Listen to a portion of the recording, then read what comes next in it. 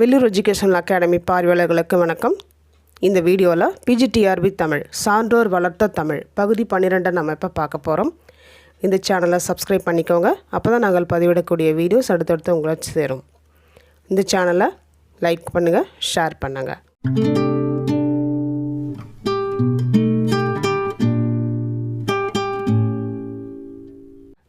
இப்போ வாங்க நம்ம வீடியோக்குள்ளே போகலாம்.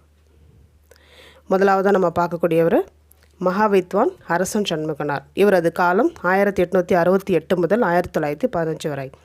மதுரை மாவட்டம் சோழவந்தானில் அரசப்பிள்ளை பார்வதி அம்மையாரின் மகனாக பிறந்தவர் அரசன் சண்முகனார்.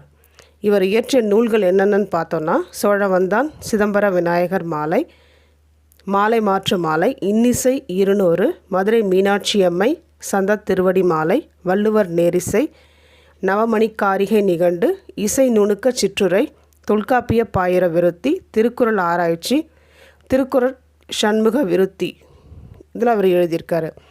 இவர் எழுதிய தொல்காப்பிய பாயிர விருத்தி அறிஞர் பெருமக்களிடையே பெரும் கருத்து மோதல்களை உண்டாக்கியது. மாதவ சிவஞான சுவாமிகளை பல இடங்களில் மறுத்துரைக்கிறார். இவரின் வாழ்வில் பெரும்பகுதி உரை மறுப்பிலேயே கழிந்தது. அடுத்ததாக பரதிமார் கலைஞர். 1870 முதல் 1903 வரை இவரது காலம். விகோ சூரியநாராயண சாஸ்திரி என்பது இயற்பெயர். தமிழ் பற்றின் காரணமாக தம் பெயரை பரதிமார் கலைஞர் என மாற்றிக்கொண்டார். தமிழ் செம்மொழி என முதலாக குரல் கொடுத்தவர். தமிழ், ஆங்கிலம், சமஸ்கிருதம் போன்ற மொழிகளில் புலமை உடையவர். இவருடைய தமிழ் நடை கடுமையாக இருக்கும். ஞானபோதினி இதழின் ஆசிரியர். தமிழ் மொழி வரலாறு, தமிழ் புலவர் சரித்திரம் போன்றவை நூல்கள். நாடகவியல், நாடக இலக்கணம் கூறும் நூல். மதிவாணன், ரூபாவதி, கலாவதி, மான விஜயம் போன்ற நாடக நூல்கள் வடமொழியிலிருந்து இவர் எழுதியிருக்கார். வடமொழியிலிருந்து முத்ரா ராட்சசத்தை மொழிபெயர்த்திருக்கார். அடுத்ததாக ராகவ ஐயங்கார். 1870 முதல் 1946 வரை. ராமானுஜ ஐயங்கார் பத்மாசினி அம்மையாரின் மகன்.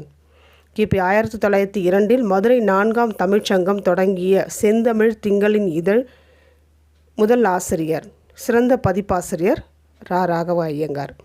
பன்னிரு பாட்டியல், நேமிநாதம், நான்மணிக்கடிகை, இனியவை 40 போன்ற நூல்களை பதிப்பிச்சிருக்காரு. பாரிகாதை, புவி 70, தமிழ் வரலாறு, சேது நாடும் செந்தமிழும், வஞ்சி மாநகர், தமிழ் மொழி வரலாறு, நல்லிசை புலமை, மெலியலாளர் போன்றவை இவர் எழுதிய நூல்கள் அப்படின்னு பார்க்குறோம். குறுந்தொகைக்கு விளக்கமான உரை எழுதியுள்ளார். பகவத்கீதை, சாகுந்தல நாடகம் ஆகியவற்றை வடமொழியிலிருந்து மொழிபெயர்த்தவர். அடுத்ததான் நம்ம பார்க்கக்கூடிய வே மாணிக்க நாயக்கர். இவரது காலம் 1871 முதல் 1931 வரை. சேலம் மாவட்டம் பாகல்பட்டியில் வேங்கடசாமி நாயக்கர் முத்தம்மையாருக்கு மகனாக பிறந்தவர். தமிழ், ஆங்கிலம், தெலுங்கு, சமஸ்கிருதம் போன்ற மொழிகளில் புலமை பெற்றவர். பொறியியல் அறிஞர் இவர். சென்னை பொறியியல் கல்லூரி பேராசிரியராகவும் திகழ்ந்திருக்காரு. கம்பன் புலுகும் வால்மீகி வாய்மையும், தமிழ் ஒலி இலக்கணம், தமிழ் மலரை விளக்கம், தமிழ் எழுத்துக்களில் நுண்மை விளக்கம், மெய்ஞானத்தின் கொலுவிருக்கையில் அஞ்ஞானத்தின் வழக்கீடு, தமிழ் அழகை தொடர், உயிர் வளர்ச்சியிற் கண்ட இறை வடிவம் போன்றன இவர் இயற்றிய நூல்கள் அப்படின்னு பார்க்குறோம். சமூக குறைபாடுகளை சுட்டி காட்டி சென்னையில் தமது மிருக காட்சி சாலை என்ற நூலையும் எழுதியிருக்காரு. இவருடைய எழுத்துக்களில் எள்ளல், நையாண்டி சுவை நிரம்பி இருக்கும் அப்படின்னு பார்க்குறோம். இந்த சேனலை சப்ஸ்கிரைப் பண்ணிக்கோங்க.